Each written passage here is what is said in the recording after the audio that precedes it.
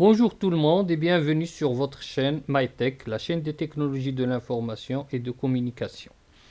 Comment bien choisir son ordinateur? Beaucoup d'entre nous se posent la question sur les critères à prendre en compte lors de l'achat d'un nouveau ordinateur. Premièrement, il faut toujours se poser la question, un ordinateur, c'est pour quel usage? Est-ce que je vais l'utiliser pour faire de la conception ou bien de la publication assistée par ordinateur? Est-ce que je vais l'utiliser pour faire du développement informatique? Est-ce que je vais l'utiliser pour faire de la bureautique, c'est-à-dire du traitement de texte, l'utilisation de tableurs comme Excel, PowerPoint, des logiciels de présentation? Ou bien tout simplement je compte l'utiliser pour naviguer sur Internet. Deuxièmement, est-ce que j'ai besoin d'un ordinateur de bureau ou bien un ordinateur portable? Pour les ordinateurs de bureau, on trouve des ordinateurs souvent qui sont très performants. Le choix des composantes, il est très large, c'est-à-dire qu'on peut choisir entre les écrans, les tailles d'écran, entre les cartes graphiques, on peut changer les disques durs, etc. etc. On trouve généralement des rapports qualité-prix qui sont très bons. Le seul inconvénient dans ce type d'ordinateur, c'est le remplacement qui est fixe. Pour les ordinateurs portables, l'avantage majeur de cette catégorie, c'est la mobilité. Parmi les inconvénients, on trouve les problèmes de surchauffe pour quelques modèles, des prix qui sont élevés pour certaines configurations, de la fragilité et le problème de détérioration progressive de la batterie. Donc la balance, il penche vers l'ordinateur de bureau, mais attention aux critères de mobilité qui, de nos jours, comme vous le savez très bien, pèsent très lourd. Ensuite, on se trouve devant le choix, est-ce que je vais acheter un PC ou bien un Mac? Les PC, ce sont les logiciels, les PC, ce sont les ordinateurs qui fonctionnent sous les systèmes d'exploitation Windows ou bien parfois sous des systèmes d'exploitation libres comme Linux. Dans cette catégorie, on trouve souvent un large choix de logiciels et un large choix aussi d'ordinateurs en fonction de notre budget. Pour les Macintosh, ce sont les ordinateurs de la société Apple. Ils ont un système d'exploitation propriétaire, le macOS. Ils sont très utilisés en publication et conception assistée par ordinateur, mais le problème c'est qu'ils ne sont pas accessibles à des budgets limités. Pour ce qui est des composantes principales à prendre en considération lors de l'achat d'un PC, il faut voir le processeur, la mémoire vive, la RAM ou bien Read Access Memory en anglais, la carte graphique, l'écran, le disque dur, le clavier, les outils de connectivité pour la connexion à Internet et au réseau et bien d'autres périphériques qu'on va voir par la suite. Pour ce qui est du processeur, le processeur, sachez que c'est le cerveau de l'ordinateur. Donc c'est lui qui exécute toutes les tâches demandées à l'ordinateur. Les caractéristiques d'un processeur sont donc le nombre de cœurs, donc 2 cœurs, 4 cœurs, 8 cœurs. Donc je trouve que 2 cœurs, ils sont généralement suffisants pour un usage normal, hors jeu bien sûr. La fréquence d'un processeur, il est mesuré en gigahertz. Donc plus cette fréquence est grande, plus l'ordinateur est performant. Donc si vous voulez connaître la fréquence de votre processeur, il suffit d'aller dans panneau de configuration, cliquer sur système et là vous allez voir le type et la fréquence de votre processeur. Donc il faut savoir que par exemple un Pentium Core 2 Duo à 2 GHz, il sera moins performant qu'un Core i3 à 1,5 GHz. Donc les derniers modèles, même s'ils ont des fréquences qui sont inférieures à celles des anciens, ils sont plus performants car souvent leur processeur est de 2 ou bien 4 cœurs. Parmi les caractéristiques aussi des processeurs, on trouve la mémoire cache ou bien mémoire de second niveau. Donc plus aussi la quantité de cette mémoire cache est élevée, meilleures seront les performances. Donc les entrées de gamme, ils ont 1 à 2 mégaoctets et on trouve 3 à 4 mégaoctets pour cette mémoire cache. Donc parmi les types ou bien les types de processeurs qui existent sur le marché, il n'y en a pas beaucoup, donc on trouve surtout des processeurs de marque Intel, les Core i3, Core i5, Core i7, etc.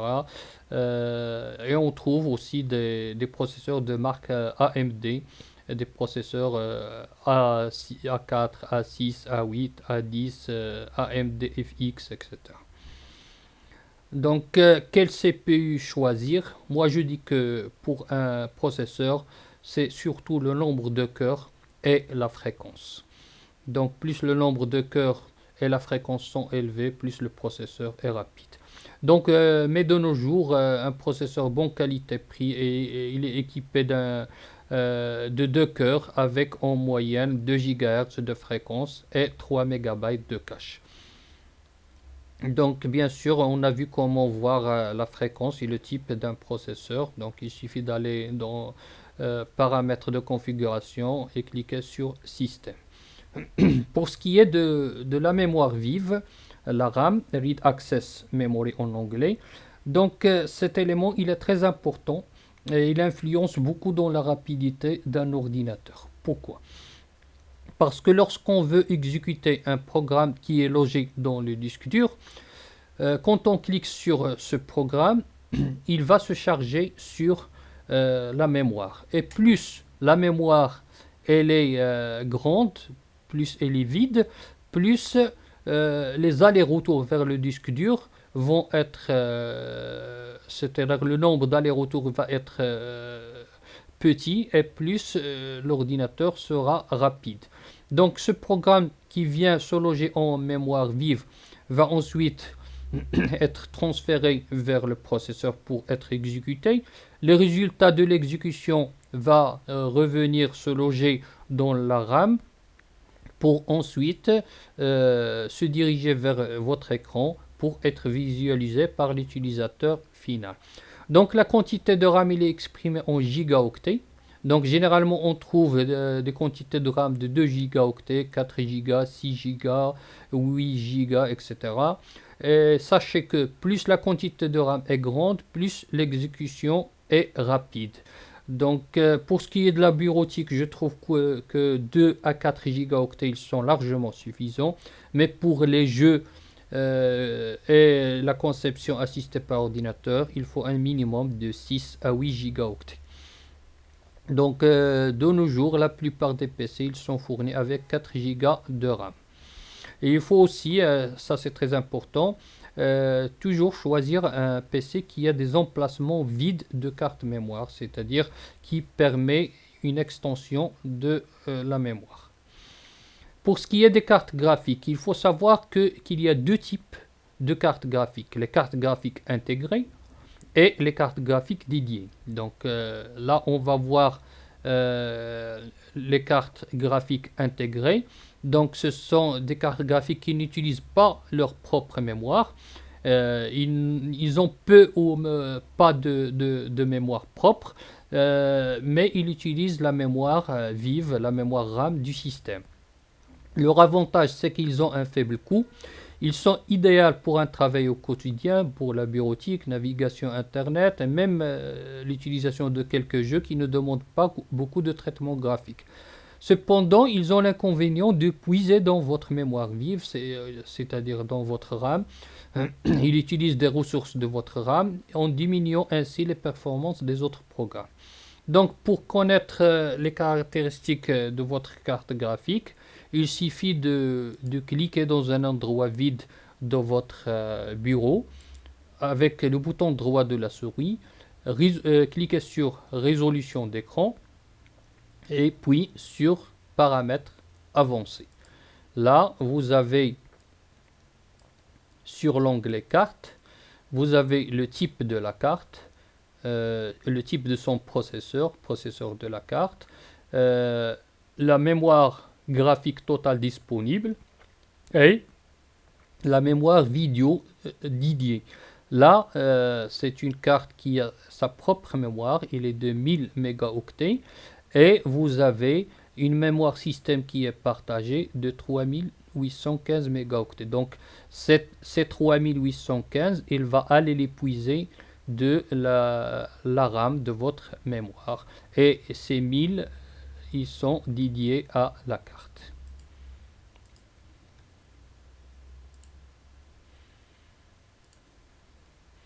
Donc pour ce qui est des cartes graphiques dédiées, c'est-à-dire ceux qui utilisent leur propre mémoire vive, donc ils permettent de tourner des jeux 3D qui sont très gourmands en ressources, mais ils ont l'inconvénient de chauffer. Ils ont des prix qui sont assez élevés, ils sont assez consommatrices d'énergie, surtout si vous travaillez avec des batteries. Donc les deux principaux constructeurs de cartes graphiques sont la société AMD avec ses cartes graphiques Radeon Graphics et la société Nvidia avec les cartes graphiques GeForce. Pour ce qui est des écrans, donc les écrans ce sont principalement des écrans LED ou bien LCD ou bien LED classiques ou bien tactiles. La taille bien sûr il varie du 11 pouces voire moins jusqu'à 30 pouces voire plus. Donc je trouve que pour un usage normal un 15 pouces ou bien 17 pouces il est largement suffisant. Mais pour faire du graphisme donc il faut plus vous avez un grand écran et mieux vous serez à l'aise. Donc tout dépend des budgets.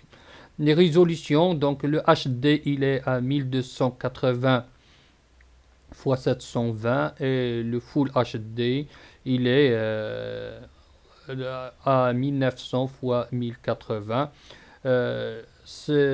Pour connaître la résolution de votre écran, il suffit d'aller sur un endroit vide de votre bureau, clic droit de la souris, résolution d'écran, et là vous avez la résolution qui est affichée ici. Vous avez la résolution max et vous pouvez changer même cette résolution.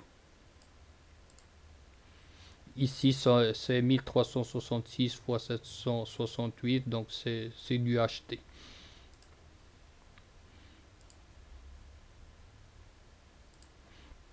Donc autre caractéristique des écrans, c'est mat ou brillant. Donc moi je conseille les mats pour les yeux. Donc les mats à mon avis sont meilleurs. Le disque dur, pour ce qui est des disques durs, aujourd'hui on trouve des disques durs à 500 gigaoctets voire 1 teraoctet. Donc de nos jours les disques durs ne posent pas de problème de capacité. Donc pour ce qui est de la vitesse, elle est à partir de 5400 tours par minute. On trouve même les 7200 et les 10 000 tours par minute. Donc pour un usage normal, je trouve que les 5400 tours par minute, ils font bien l'affaire. Pour les jeux, donc du 7200 ou même du 10 000 si on les trouve. Donc sachez que plus le nombre de tours est élevé, plus la réponse est rapide. Mais plus le nombre de tours est élevé, plus on a de bruit et plus c'est cher. Pour les claviers souris, là, c'est surtout la langue qui est intéressante. Donc, il faut choisir un clavier en fonction de votre langue. AZERTY pour le français, arabe, clavier arabe, QWERTY pour l'anglais, etc. Donc, le choix dépend de votre langue. Il faut choisir aussi un ordinateur qui dispose de ports USB. On a les ports USB 2.0 et les ports USB 3.0. Donc, si vous avez un ordinateur avec deux ports USB 2.0 et un port USB 3.0, ça fera l'affaire. Si vous voulez connecter votre ordinateur à un téléviseur ou bien un écran plus large. Donc là, il vous faut un port HDMI pour avoir une image correcte. Si vous voulez aussi lire des cartes mémoire, il faut choisir un ordinateur équipé de lecteur de carte mémoire. Mais moi, je trouve que c'est pas obligatoire parce qu'il y a des gadgets comme ça qui ne coûtent pas grand-chose et qui peuvent être connectés avec ordinateur pour lire les cartes mémoire. Il faut aussi disposer d'une webcam. Donc il y a les webcams externes, il y a les webcams intégrés comme les ordinateurs portables. Les haut-parleurs sur les ordinateurs portables, ils sont souvent intégrés. Euh, pour les ordinateurs de bureau, c'est pas le cas. Euh, pour les connexions réseau, il faut un ordinateur portable ou bien de bureau dispose de connexion pour le réseau. Donc la connexion réseau, le port de connexion RJ45 pour la connexion filaire à l'Internet. Il faut qu'il dispose d'une carte Wi-Fi et du Bluetooth. Les ports audio, casque, micro, ils sont aussi importants. Vous trouvez deux ports, un pour le casque et un pour la micro. Il faut aussi qu'un ordinateur dispose de lecteurs graveurs DVD, CD. Parfois, on ne les trouve pas sur les petits modèles, les petites tailles d'écran des ordinateurs portables. Donc là, je vais vous présenter quelques configs d'ordinateurs. Ils sont donnés à titre indicatif et pas à titre comparatif. Donc chaque config il est différent de l'autre et ne peut être comparé donc en termes de prix. Donc le premier ordinateur que j'ai choisi donc c'est un Lenovo. C'est un Core i3, donc il a un processeur i3, un écran 1,6 pouces HD, donc avec une résolution de 1366 x 768, donc c'est du HD, 4 gigaoctets de RAM, un disque dur de 1 teraoctet, c'est-à-dire 1000 gigaoctets, graveur DVD, carte graphique AMD Radeon 1 gigaoctet, donc il a une mémoire dédiée. Les ports, donc des réseaux, etc., webcam, etc. Donc une batterie 4 cellules, poids 2,5 kg, Windows 8, 64 bits, avec un prix affiché en Europe de 380 euros. Pour ce qui est la deuxième config, donc c'est un Lenovo toujours, mais là il a un processeur AMD A6, donc 4 cœurs, une mémoire 4 gigaoctets, écran HD aussi. Là il fait 1600 x 900, donc c'est 17,3 pouces. Donc les autres périphériques, lecteur graveur, etc. Chipset graphique AMD Radeon. Donc là, il utilise une mémoire partagée. Donc il n'a pas sa propre mémoire. Et les autres périphériques, les ports, etc. Donc là, il est au prix de 390 euros. Hop. Pour la troisième config, donc là j'ai choisi un MacBook Pro 13 pouces Retina. Donc c'est un processeur Intel Core i5 Dual Core à 2,9 GHz. Il fait 3,3 GHz en turbo. Donc c'est un écran qui a une résolution, donc vous le remarquez ici, donc qui est très grande, de 1560 x 1600. Une RAM de 8 gigaoctets, stockage de 512 gigaoctets, chipset graphique Intel Iris Graphics 6100. Donc les autres périphériques, réseaux, etc., les ports, il est au prix de 1823 euros. Donc prix affiché en Europe en décembre 2015. En résumé, donc faites un choix selon le besoin. Donc ne vous orientez pas toujours vers le haut de gamme. Et surtout, faites attention au service après-vente. Donc, demandez votre garantie et dirigez-vous vers un spécialiste qui sait ce qu'il vend. Donc, enfin, n'oubliez pas d'aimer la vidéo s'il vous a été utile et abonnez-vous à la chaîne pour recevoir les dernières vidéos. Merci.